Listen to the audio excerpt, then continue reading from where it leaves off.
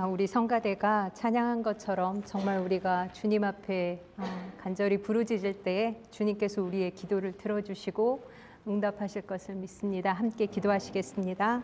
하나님 감사합니다. 주님, 저희들에게 또 새로운 생명을 주시고 아버지, 이 자리에 나와서 주님을 예배하게 하시니 감사를 드립니다. 하나님, 우리가 함께 예배할 때에, 함께 주님을 찬양할 때에 주께서 저희의 기도를 더 들어주시고 또 저희들을 아버지 함께 축복하여 주시고 또 성령의 한 영으로 또 저희들을 묶어주셔서 참 온전하게 아버지 앞에 서게 하여 주실 줄로 믿습니다. 하나님, 말씀의 주인이신 성령님께서 하나님의 말씀을 선포할 때에 주께서 직접 아버지 모든 성도 한 분 한 분들의 마음을 만져주시고 말씀하여 주시고 하나님 부족한 종의 생각이나 아버지 모습은 정말 주님의 능력으로 감춰주시고 오직 보혈에서 나오는 주님의 사랑과 주님의 말씀만이 선포될 수 있도록 이 자리를 또한 이 말씀을 주장하여 주실 것을 감사드리며 예수님의 이름으로 기도하였습니다. 아멘.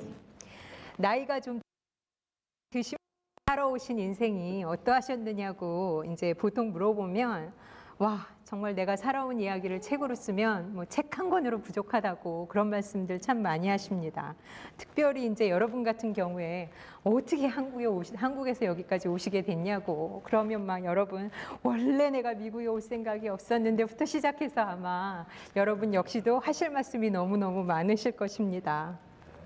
저도 아주 어렸을 때부터 그리고 또 선교지 사역을 했기 때문에 참으로 보통 사람들이면 겪지 않아도 되는 너무너무 다양한 일들을 참 많이 겪었습니다. 그리고 또 지금 미국에 온 지 이제 1년이 됐는데 또 지금까지 제가 생활해 오던 환경이랑은 또 전혀 다른 새로운 사역의 현장이라 사실 한 번도 경험해 보지 못한 또 여러 가지 감정들과 사건들과 상황을 많이 접하게 됩니다. 근데 저는 그럴 때마다 정말 마음에 부담되고 이거 정말 내 능력에 너무 벅찼다 그런 상황이 올 때마다 늘 제 자신을 격려하는 생각이 있습니다. 그게 뭐냐면 그래, 내가 10년 동안 거의 매주 거의 뭐 격주로 최소한 10명에 가까운 무슬림들을 내 바로 눈앞에 두고 매주 복음을 전했는데 이거보다 더 어려운 일이 어디 있겠는가라고 항상 저는 생각을 합니다. 그래서 아자 힘을 내자, 뭐 그거보다 더 어려운 일이 어디 있어, 뭐 이렇게 저 자신을 격려하거나 위로합니다. 오늘 우리가 같이 살펴볼 다윗에게도 만약에 우리가 뭐 생각나는 거 없으십니까? 대단한 일 하신 거 없으십니까? 라고 물어보면 아마 다윗도 제가요 어렸을 때부터 곰과 사자를 물리친 사람입니다. 제가요 청소년기에 골리앗을 무찌른 사람입니다. 뭐 나름 할 얘기가 참 많을 것 같습니다. 사실 다윗은 사무엘상 16장에 그 왕으로 기름 부으심을 받는 장면으로부터 처음 등장한 이래로 계속해서 이 사무엘상을 달려오면서 사무엘하 6장까지 달려오는 동안 정말 사무엘하 5장까지 달려오는 동안 산전수전 정말 공중전을 다 겪은 사람입니다. 그렇게 해서 사무엘하 6장 5장에서 마침내 그 수고의 보답을 받듯이 온 유대와 이스라엘을 다스리는 왕이 되고요. 사무엘하 6장에서는 드디어 하나님의 궤를 예루살렘으로 옮겨오고요. 사무엘하 10장까지는 거의 주변의 모든 적국들을 평정합니다. 그리고 사울 가문의 그 마지막 남은 아들과의 관계도 잘 정리합니다. 겉으로 보기에는 정치적, 뭐 영적, 인간관계적으로 모두가 다 평정이 되는 정말 그야말로 인생의 절정에 다릅니다. 그래서 요즘에 흔히 하는 말로 이제부터는 꽃길만 걸을 줄 알았는데 이게 웬걸? 이제부터는 지금까지 달려오던 그 수많은 전쟁들과 인생의 역경과는 비교할 수도 없는 완전히 다른, 그러니까 내면의 악과 내면의 연약함을 다스림을 받게 되는 인생의 후반부의 삶이 이 사무엘하 11장과 12장을 기점으로 시작이 됩니다. 사무엘하 11장과 12장은 다윗의 인생에서 다윗의 인생 전반부, 다윗의 인생 후반부를 나누게 되는 아주 중요한 사건의 시작입니다. 다윗의 삶을 이렇게 다시 바꿔놓은 사건의 시작은 바로 사무엘하 11장, 오늘 우리는 사무엘하 12장을 읽었는데 그 앞에 나와 있는 그가 저지른 우리아의 아내 밧세바와의 사건입니다. 11장 1절을 보시면 뭐라고 나와 있냐면 해가 돌아와서 왕들의 출전할 때가 되매 싸울 때가 되매 그래서 이제 모든 왕들이 항상 전쟁을 나가는 때가 되매 다윗도 나갔더라 라고 되어 있죠. 모든 왕들이 전쟁에 출정하는 때가 되었는데 다윗은 요압과 그 신복과 온 이스라엘의 군대를 내보내 저희가 암몬 자손을 멸하고 지금 요르단 사람들이에요. 제가 살았던 암몬 자손을 멸하고 랍바를 에워싸고 다윗은 예루살렘에 그대로 있으니라 라는 말이 나옵니다. 그 시대는 보통 중동의 국가들은 전쟁을 봄에 추수를 한 직후에 백성들이 농사를 짓지 않을 때, 그러니까 가장 많은 백성을 동원할 수 있는, 병력을 동원할 수 있는 봄에 보통 전쟁을 했어요. 3, 4월에. 그래서 이때가 누구나 다 주변의 적국들이 다 같이 싸우는 때인데 이때 그래서 모든 백성들이 다 나가서 싸웠지만 이 성경에 보니까 이 1장에 아주 딱 꼭 집어서 말하죠. 해가 돌아오매 왕들이 출정하는 때에 왕들이 나가야 된다고 성경이 강조해서 딱 집어서 말하는데 다윗은 그대로 있더라라고 말합니다. 그래서 다윗은 왕들이 출정하는 때에 나가지 않고 그대로 있어서 자야 하는 때에 자지 않고 저녁에 침상에서 일어나 왕궁 지붕을 거닐다가 그의 부하인 헷지방 출신의 우리아의 아내 밧세바가 목욕하는 걸 보게 되고 동침을 하게 되고 그 결과로 밧세바가 임신하는 사건이 벌어집니다. 인생에서 대부분 부정적으로 발생하는 사건들은 내 인생의 때에 해야 하는 일을 제대로 하지 않거나 미룰 때 일어납니다. 자야 할 땐 자야 하고 숙제해야 할 땐 숙제해야 하고 먹을 땐 먹어야 하고 청소해야 할 땐 청소해야 하고 지금 내가 해야 하는 일을 해야 하는데 그 시즌에 충성하지 않으면 그 매일의 일상에 충성하지 않으면 꼭 이렇게 사건이 생깁니다. 어쨌거나 이에 당황한 다윗이 그 잉태된 아이가 자기와의 사이에서 임신된 게 아니라 남편인 우리아의 아내인 것처럼 아주 자연스럽게 만들려고 전쟁터에서 나가서 싸우고 있는 우리아를 일부러 불러들입니다. 그래서 전쟁의 소식을 야 전쟁 어떻게 됐어? 라고 묻는 척하면서 집으로 자연스럽게 돌려보내려고 합니다. 그러니까 아내와 자연스럽게 동침하게 만들려고 했죠. 그런데 이 충성스러운 우리아가 집에 가지 않습니다. 여호와의 궤가 전쟁터에 있고 저의 모든 동료 군사들이 싸우고 있는데 제가 어찌하여 집에 가서 편안히 자리일까 하면서 왕궁 주변에서 잡니다. 그래서 2번이나 술도 먹여가며 어떻게든 자연스럽게 집으로 보내려고 했는데 그 다윗의 시도가 실패하자 그 바로 다음날 아침에 11장 14절 보시면 우리아의 손에 우리아를 격렬한 전쟁터에 내보내서 죽게 하라고 우리아의 손에 이 우리아 자신을 죽이는 그 죽이라는 편지를 들려보내서 요압 장군한테 보냅니다. 그래서 그 결과 다윗은 다윗의 자신의 죄를 가리고자 우리아와 또 그때 같이 나간 다윗의 다른 부하들마저 그 의도된 전쟁터에서 죽게 됩니다. 사실 이 우리아는요 그냥 다윗의 수만 명 중에 하나 있었던 부하가 아니었습니다.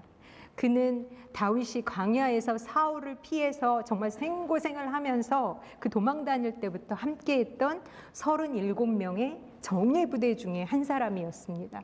다윗이 개인적으로 알 만큼 충성스러운 부하였습니다. 참 놀라운 일이죠. 어떻게 다윗이 이럴 수가 있었을까요? 자신과 생사고락을 함께한 부하를 어떻게 이렇게 비열하게 죽일 수 있었을까요? 만군의 여호와의 이름으로 골리앗을 물리치던 다윗 맞아? 아니 사울에게 있었던 악신을 수금으로 제압하던 그 찬양하던 그 사람 맞아? 같은 사람인가 우리가 헷갈립니다. 그런데 같은 사람입니다. 네 맞습니다. 인간이 이렇습니다. 그런데 다윗만, 아니 저 사람만, 아니 나한테 상처를 줬던 그 사람만 악한 게 아니라 사실 우리가 다 이렇습니다. 제가 이렇습니다. 아니 어떻게 인간이 이렇게 악할 수가 있는가, 너무 악하다라는 생각을 아마 여러분 자신이 겪은 어떤 상처나 뭐 사건이나 아니면 뉴스를 통해서도 여러분 그런 생각을 한 번쯤은 아마 살아오시면서 해보셨을 것입니다. 또 어떤 분들은 죄를 짓는 혹은 막 악한 생각을 하는 그 자기 자신의 모습을 보면서 놀라는 분들도 있습니다. 막 실망한, 자기 자신한테 실망하는 분들도 있습니다. 아, 내가 어떻게 이런 생각을 할 수 있나? 내가 어떻게 그렇게 잔인하게 했을 수 있었던가? 그런데요, 그게 여러분입니다, 사실. 이게 나입니다. 나도 그럴 수 있습니다. 아니, 더 할 수 있는 사람입니다. 아무도 안 본다면. 우리는 그 어떠한 악이라도 행할 수 있는 자들입니다. 그래서 우리 모두는 본질적으로 악하고, 그래서 우리 모두는 주의 은혜가 필요한 자들입니다.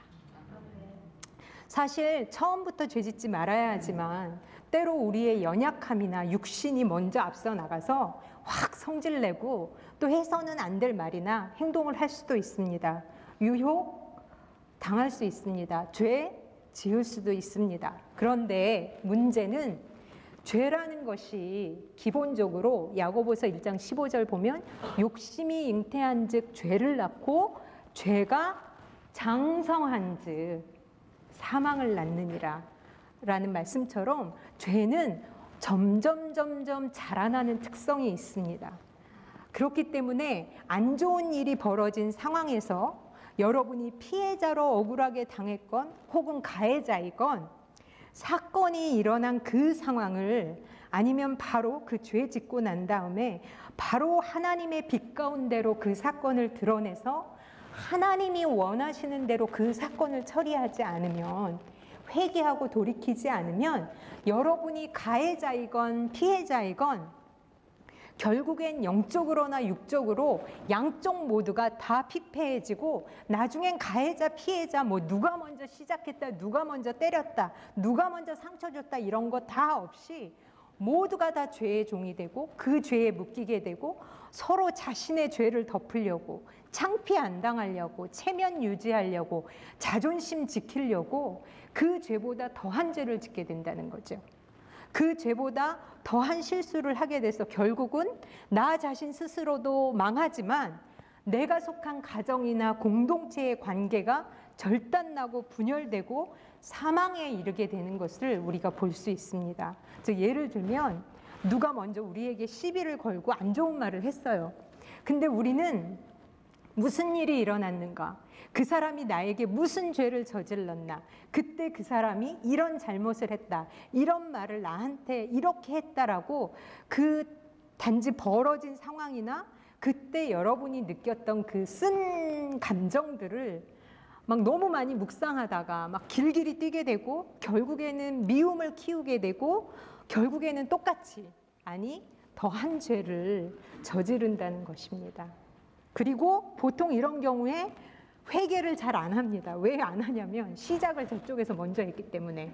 네가 그렇게 했으니까 내가 이렇게 했지, 네가 안 그랬으면 난 안 했어, 뭐 이래가지고 회개도 안 합니다. 근데 사실은 그 사건을 잘 처리하려면 상대방이 잘못했건 내가 실수했건 그 죄에 대한 진정한 승리를 얻고 싶으시면 바로 그 일 후에, 그 죄를 저지른 후에, 어떻게 보면 그 죄를 저지른 그 자체보다도 그 이후에 우리가 어떻게 그 사건을 해석하고 또 주님이 원하시는 대로 어떻게 거룩하고 정결하게 반응했는가가 결국에 영적 전쟁의 승리가 달려 있습니다.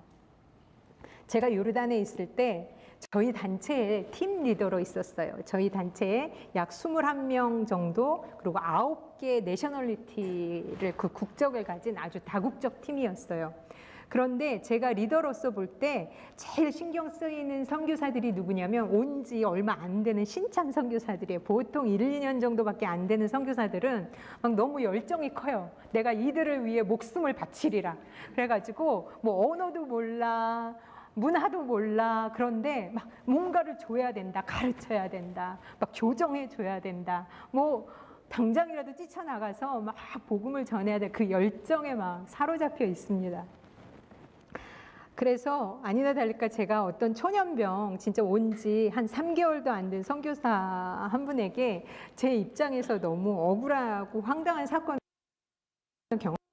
이분이 무언가 잘못 정보를 받아 배워도 된다라고 이제 생각을 가지고 오셨는데, 이제 제가 리더니까 그러면 안 된다. 현지 언어 먼저 배워야 된다. 아랍어 먼저 배워야 되고, 사역 아무것도 우리는 2년 동안은 사역하면 안 된다. 2년 동안 오로지 언어만 배워라 그랬더니 막 이분이 너무 이분의 원래 야무진 꿈이 있으셨더라고요. 한 3년 선교 사역하고 요것을 기반으로 해서 그 자신이 이제 다시 본국으로 돌아가서 자신의 커리어 이제 대학원 진학하고 뭐 하고 하는 거에 이게 나 해외 경험을 했다. 뭐 이걸 이렇게 잘 쓰리라. 우리나라 분은 아니고 딴 나라 분이었는데. 그러니까 야무진 계획을 세웠는데 제가 2년 동안 우리 폴리시는 우리 정책은 2년 동안 사역 안 하면 안 되고 뭐 언어만 배워라 하니까 이분의 계획에 이분의 계획이 어긋나는 거죠. 그러니까 이분이 나는 못 배워, 뭐 배워, 막 이렇게 옥신각신하는 과정에서 그분이 저한테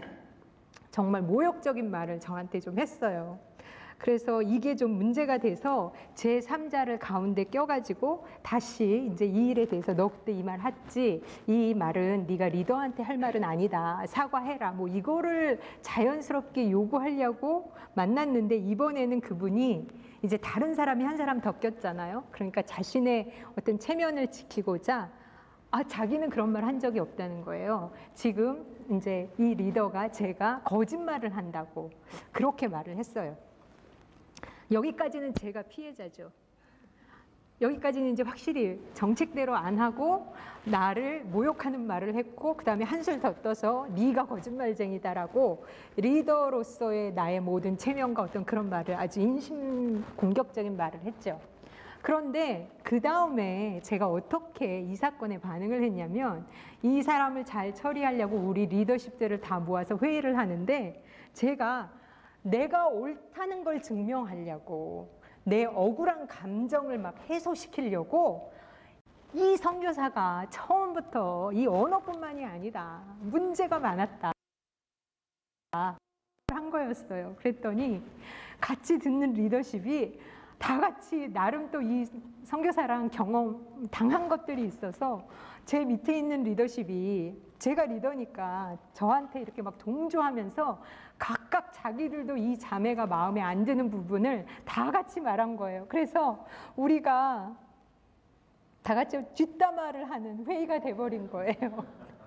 근데 제가 순간적으로 성령님께서 저한테 어떤 생각을 주셨냐면, 이 영적 전쟁에서 나는 이 영적 싸움에서 졌구나. 왜냐하면 이제부터는요, 걔가 잘못했어요, 나는 옳아요라고 할 수 없어요. 이미 나도 그 자매의 뒷담화를 하기 시작하면서부터 제 죄가 더 커요. 그 자매는 저한테만 뭐라 그랬는데, 나는 이 쓴뿌리와 이 뒷담화와 이 더러운 생각과 말들을, 비난과 비판의 감정을 우리 다른 리더십한테까지 전파를 한 거잖아요. 죄는 막 커져요. 장성해져요. 그래서 머물러 있지 않아요.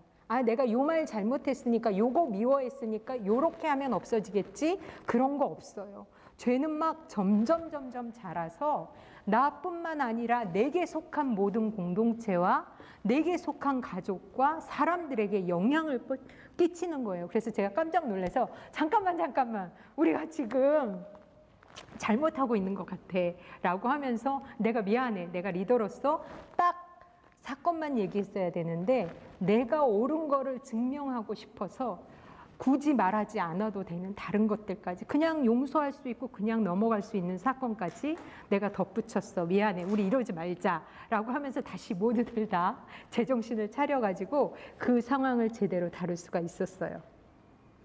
사실 다윗의 경우에 처음에 다윗의 마음에 조그맣게 시작된 죄였어요.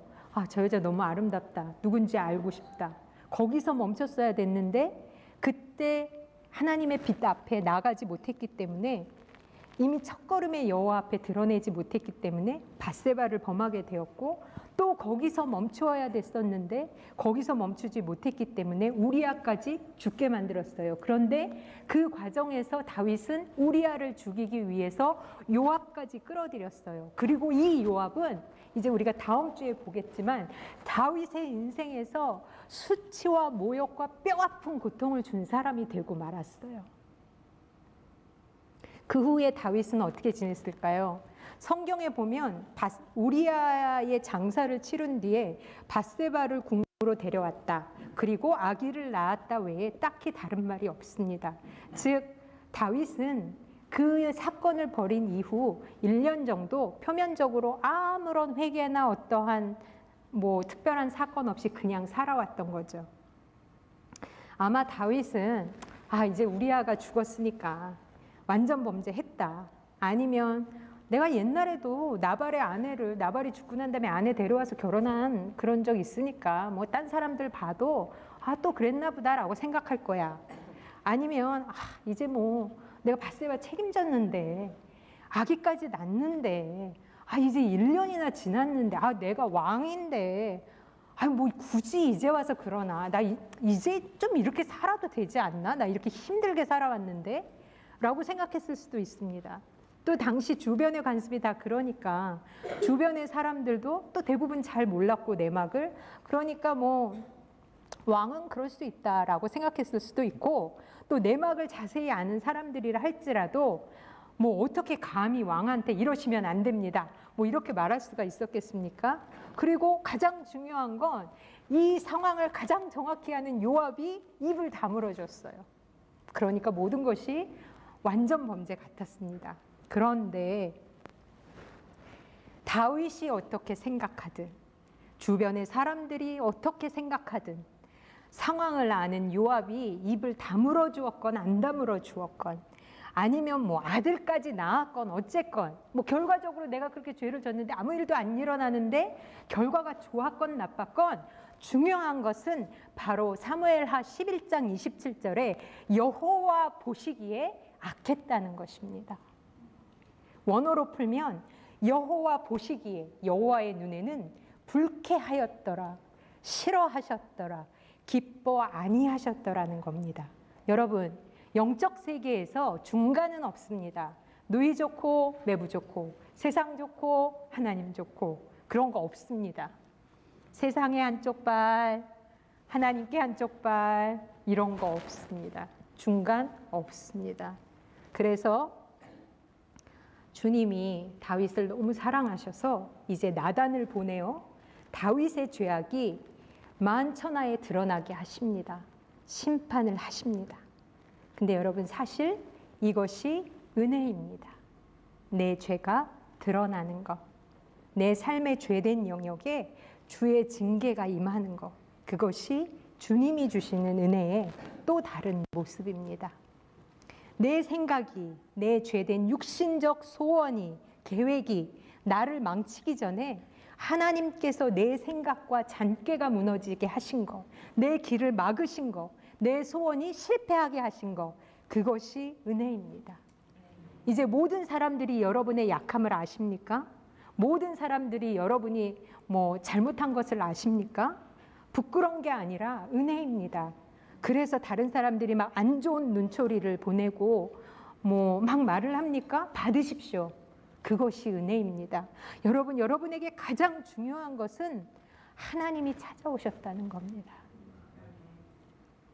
나단 선지자는 다윗의 죄를 지적하려고 오늘 읽었던 한 비유를 들려줍니다. 제가 원어의 뜻을 살려서 다시 한번 이 비유를 말씀드리겠습니다.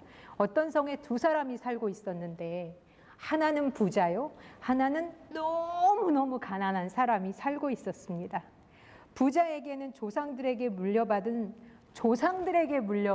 수많은 양과 염소가 있었고, 양과 소가 있었고, 가난한 사람에게는 겨우 암양 한 마리가 있었는데, 이 암양은 가난한 사람이 직접 수고해서 간신히 겨우 마련한 것으로, 그 암양은 그 사람의, 가난한 사람의 아이들과 자식들과 함께 자라고 먹을 음식과 마실 물을 나누어 마시고 가난한 사람의 팔에서 잠을 잤기에 정말 딸처럼 길러졌습니다.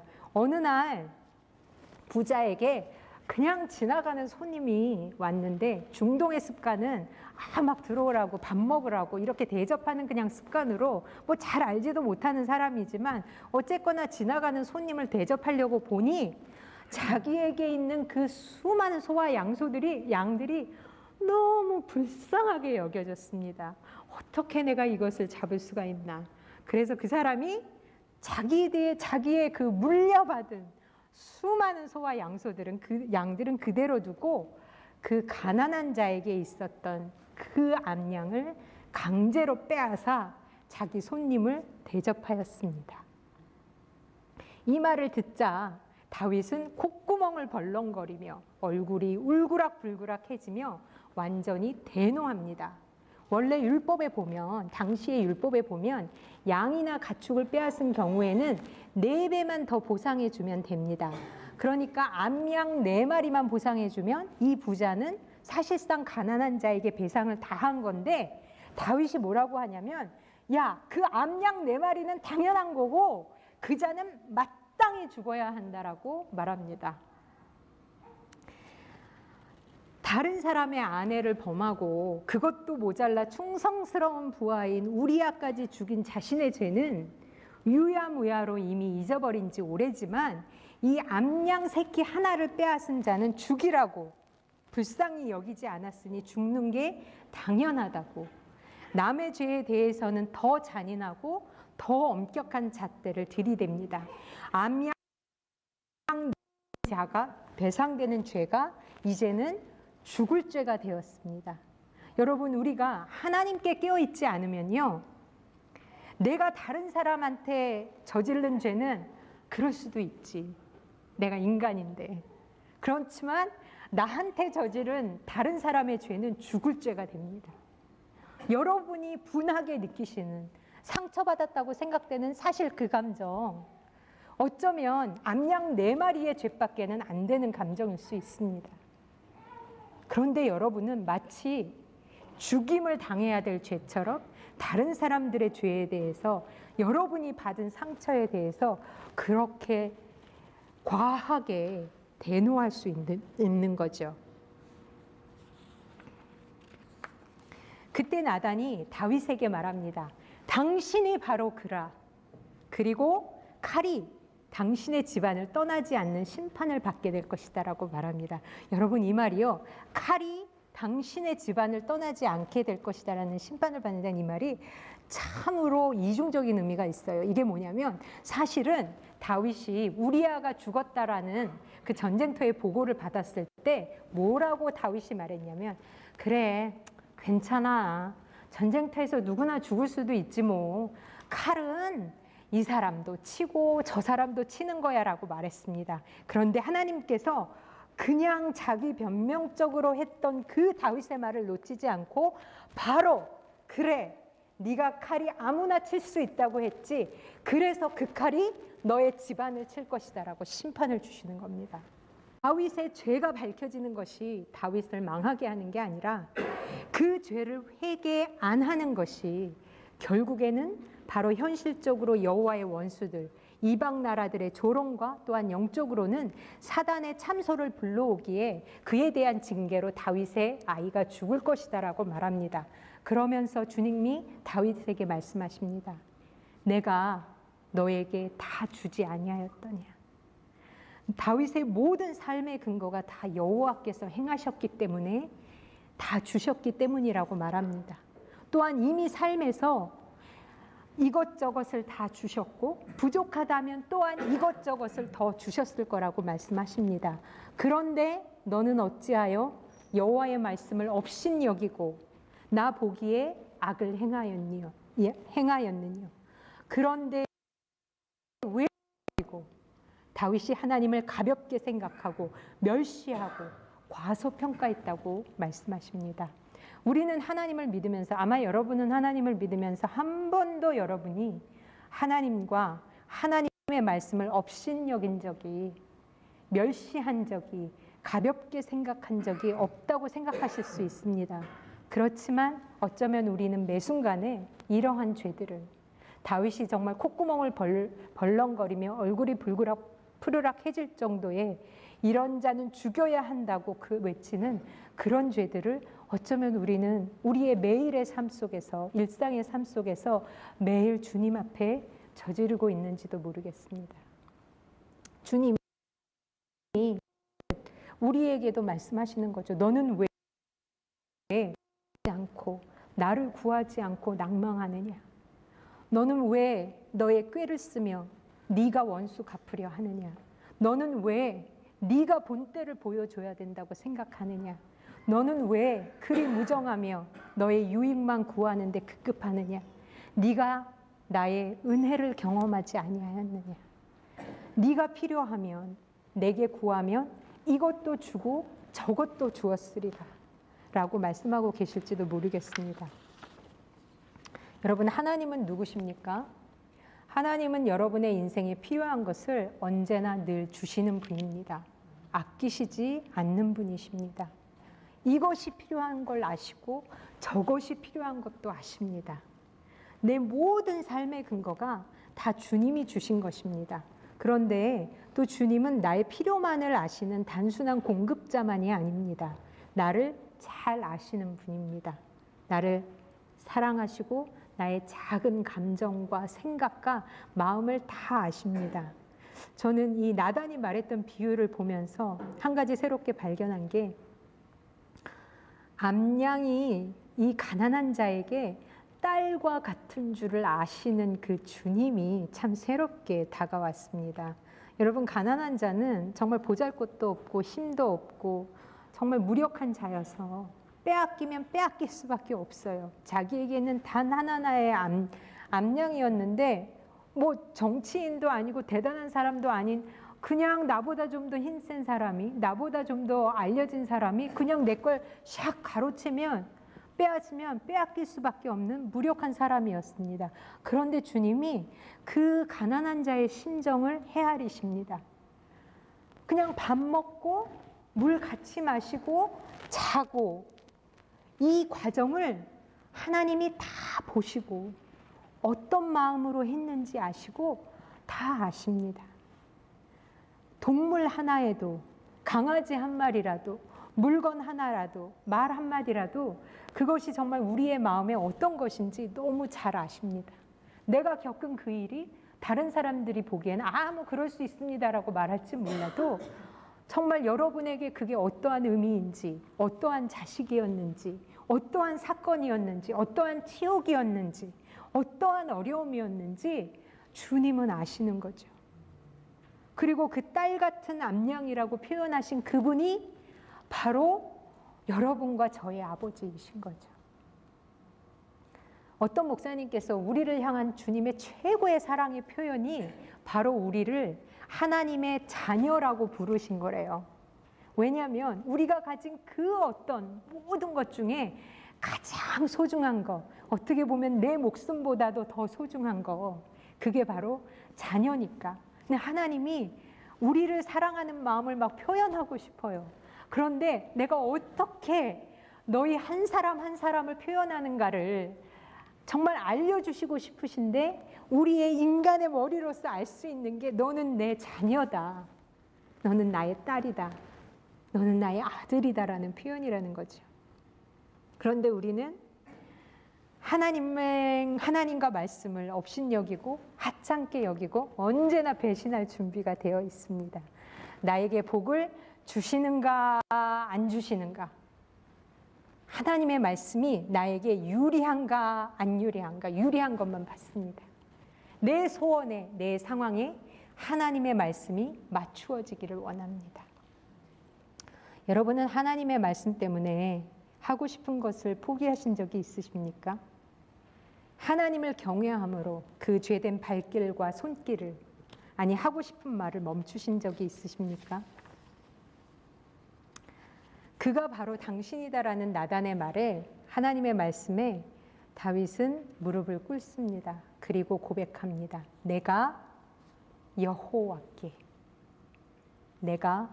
여호와께 죄를 범하였노라. 이제 다윗은 자기의 양심이, 자기의 생각이, 남들이 어떻게 보는 게 자신의 삶과 행동의 기준이 아니라 하나님이 보시는 것이 바로 자신의 삶의 근거이듯이 그게 바로 자신의 기준임을 깨닫게 됩니다. 사랑하는 성도 여러분, 우리 인생의 기준은, 내 삶의 기준은, 내가 내리는 모든 결정의 기준은 하다못해 내 감정, 내 생각, 내가 하는 말, 내가 하는 행동, 그 모든 것의 기준은 여호와입니다. 하나님이십니다. 그런데 우리가 자꾸 잊어버립니다. 자꾸 나의 현실적인 실리와 상황이 나의 삶과 행동의 기준이 됩니다. 다른 사람들이 어떻게 볼까? 다른 사람들이 뭐라고 말할까 하는 다른 사람들의 판단이 내 기준이 됩니다. 그 사람이 나한테 이런 식으로 대했으니까 나도 이렇게 대한다. 하나님이 뭐라고 말씀하셨나? 그럼에도 불구하고 하나님은 내가 어떻게 하기 원하시는가? 이것을 먼저 생각하지 못합니다. 그래서 결국 늘 오락가락하고 내 자신도 마음에 안 들고 다른 사람들도 못마땅하거나 아니면 정죄하게 됩니다. 그러면 여러분, 여호와가 기준이 된다는 말은 무엇입니까? 항상 최고가 되라, 승리해라, 절대 죄짓지 말라, 뭐 완전해라 라는 말이 절대 아닙니다. 이 말은 여호와가 기준이 된다는 말입니다. 여호와 보시기에. 여호와가 기준이 된다는 것은 여호와의 말씀을 그대로 받는 것입니다. 여러분이 죄된 행동에서 돌이키는 것, 하나님이 어떤 것을 원하실까, 하나님이 어떤 것을 선하게 보실까로 여러분의 행동을 결정하는 그런 여러분의 연약한 죄된 영역이 있지만, 또 한편으로 다르게 보면 여호와가 기준이 된다는 것은 여러분 자신을 보지 않는다는 것입니다. 주님을 본다는 것입니다. 왜 하나님이 여러분을 사랑한다고 하시는데 왜 여러분은 하나님은 나를 사랑하지 않으신가 보다라고 말씀하십니까? 왜 하나님께서 여러분을 도우신다고 하는데 하나님은 나를 안 도우실 거라고 좌절하십니까? 여호와가 기준이 된다는 것은 여호와가 하신 말씀 그대로 받는 겁니다. 내가 안 믿겨져도 내 감정이 아니라고, 너 바보라고, 너 못 일어나 치라고 해도 아니, 하나님께서 나를 버리지 않는다고 하셨어. 아니, 하나님으로 말미암아 승리한다고 하셨어라는 여호와의 말씀을 그대로 받는 것입니다. 여러분이 낙심하는 것이 여호와의 말씀을 업신여기는 겁니다. 여러분이 하나님의 사랑을 못 믿는 것이 하나님을 업신여기는 겁니다.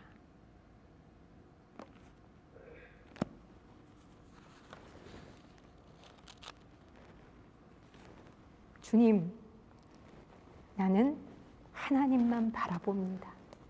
주님이 기뻐하시면 합니다. 주님이 싫어하시면 안 합니다.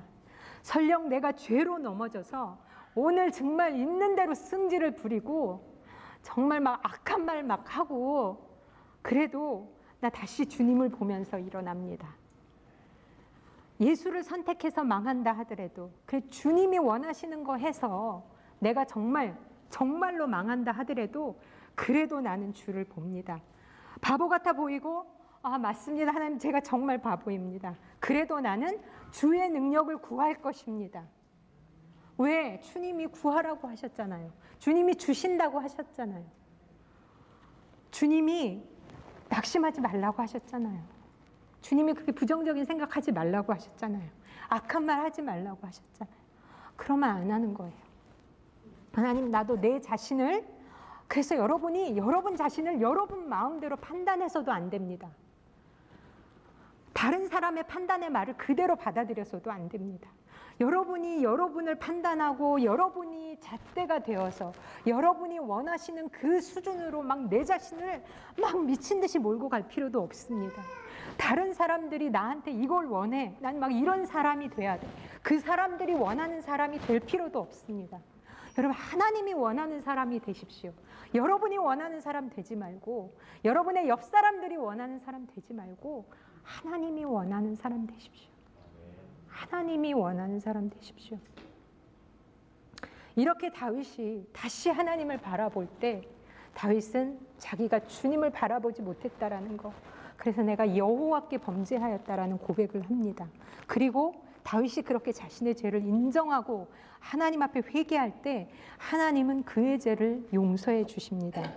의도된 죄에 대한 무서운 징계로 밧세바와의 사이에서 난 아이는 죽었지만 그렇게 차갑고 무서운 심판의 하나님이신 것 같았는데, 여러분, 회개의 놀라운 역사는 바로 그 밧세바와의 사이에서 5년 뒤에 하나님께서 친히 여호와께 사랑을 입은 자라는 의미의 이름을 가진 여디디야라는 이름을 가진 솔로몬을 태어나게 하십니다. 다윗에게 솔로몬을 다른 아내와의 사이에서 태어나게 하시는 게 아니에요. 바로 그 밧세바와의 사이에서. 그 이름이 이제 여호와가 용서하였다, 너 이제부터 잘해, 내가 볼 거야, 이거 아닙니다. 여호와께 사랑을 입은 자, 여디디야라는 이름에 새 생명을 주십니다. 새 삶을 주십니다.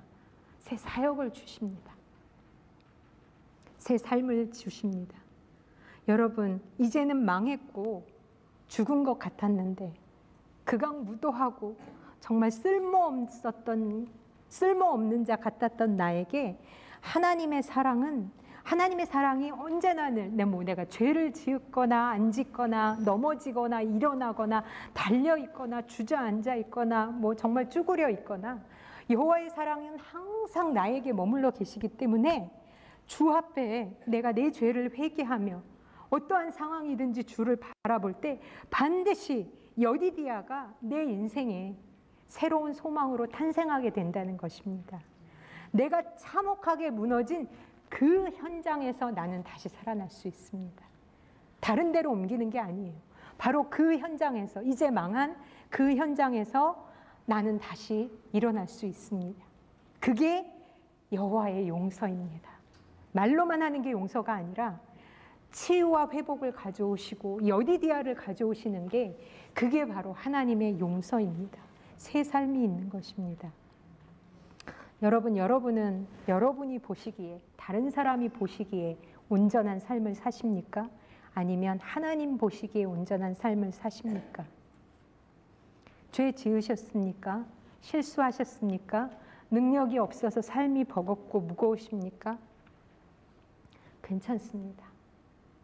주님은 여러분의 무너진 삶에서 여디디야, 여호와께 사랑을 입은 자다, 너는 여호와께 사랑을 입은 자라는 것을 증명하며 생명으로 새로운 삶으로 보여주실 분이십니다.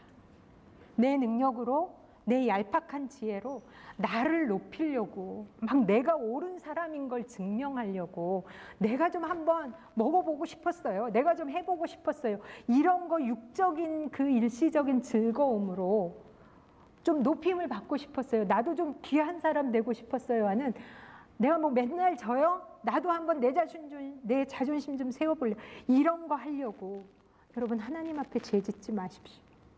하나님은 여러분 삶에 이것이 있어야 하는 것도 아시고 저것이 있어야 하는 것도 아십니다. 우리가 함께 기도하시겠습니다. 하나님, 내가 다시 주님을 보겠습니다. 내 삶의 기준은 내가 아닙니다.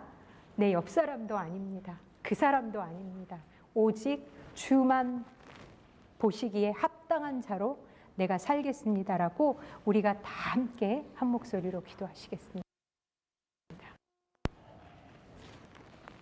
하나님, 말씀 함께 주님, 내 삶을, 하나님, 내 삶, 우리의 삶에 여디디야가 있게 하여 주시옵소서. 하나님, 우리의 삶에 여디디야가 있게 하여 주시옵소서. 하나님, 우리가 주 앞에 나가게 하여 주시옵소서. 내 삶에 여디디야가 있게 하여 주시옵소서. 하나님, 우리를 회복시키고 다시 한번 치유해 주시고 다시 한번 일으켜 주시는 그 주님, 그 세밀하신 주님 앞에 하나님, 우리가 다시 한번 섭니다. 하나님, 내가 저질렀던 죄보다도 더 훨씬 더 크게 주께서 나를 사랑하시고 나를 다시 일으키시는 그 주님을 인도하 주시옵소서. 주님 우리의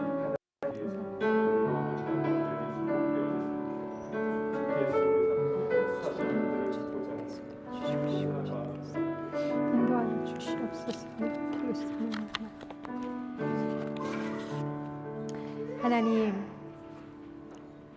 내 삶에 암양을 빼앗긴 것 같은 수많은 사건과 일들이 있었습니다. 그래서 내 힘으로 그 암양을 다시 빼앗아 오고자, 그 원수를 갚고자, 나의 억울함을 풀고자, 나 역시도, 우리들 역시도 얼마나 수많은 실수와 죄악을 범하면서 살아오고 있었는지 모릅니다. 하나님, 이 시간에 저희가 다시 한번 기억하는 것은 우리의 삶의 기준이 하나님, 내 자신, 이 옆에 사람들도 아니고 이 세상도 아니고 바로 여호와 보시기에 여호와가 기준이 된다는 것을 다시 한번 기억합니다. 하나님은 내 무너진 삶에, 우리의 무너진 삶에 여디디아를 불러오실, 여디디아를 주실 분이심을 저희가 다시 한번 기억합니다. 하나님, 이 주간 다시 한번 주님을 기억하며 주님 보시기에 온전한, 주님 보시기에 합당한, 주님 보시기에 주님을 기쁘시게 할 만한 그러한 삶을 살게 하시고, 그것이 어떠한 행위가 아니라 바로 주님 말씀 그대로 인정하고 그대로 믿어드리고 그대로 기억합니다. 주님 감사합니다. 예수님의 이름으로 기도하였습니다. 아멘.